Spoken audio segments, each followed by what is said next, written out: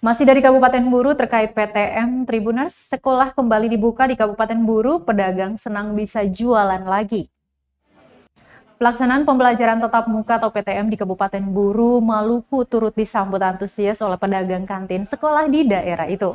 Pasalnya, dengan dibukakan kembali aktivitas belajar mengajar di sekolah, para pedagang kantin ini bisa memperoleh penghasilan harian. Kantin sekolah sudah lama ditutup akibat pandemi COVID-19 yang merebak di Indonesia, khususnya di Maluku sejak Maret 2020 lalu, kini bisa kembali beroperasi.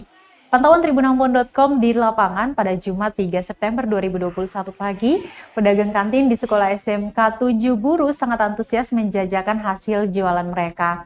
Seorang pedagang di sekolah tersebut mengaku, meski dengan penerapan terbatas, namun dapat mendatangkan pendapatan bagi dirinya dan juga para pedagang lainnya. Dia menjelaskan untuk pendapatannya selisihnya jauh sekali dengan sebelum diberlakukan PPKM. Namun dia berharap pandemi COVID-19 segera berakhir agar aktivitas PTM terus bisa berjalan. Sehingga baik dirinya maupun para pedagang kantin sekolah lainnya bisa menghidupi keluarga mereka masing-masing.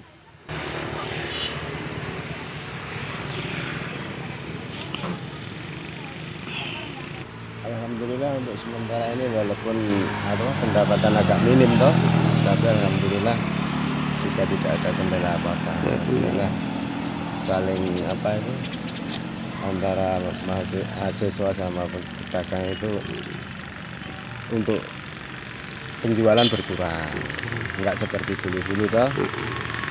Untuk pendapatan waktu saat sekolah secara online dan secara tatap muka ini sekarang bagaimana pendapatan? Kalau di waktu online beta sih jualan. Jualannya? Kita jualan kan baru 10 hari ini. Jadi untuk pendapatan ya selisih jauh. Selisih jauh. Iya. Saat anak-anak mulai beraktivitas sekolah, itu pendapatannya mulai meningkat ya? Ya alhamdulillah sedikit-sedikit bisa.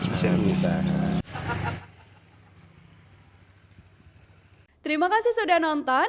Jangan lupa like, subscribe, dan share ya.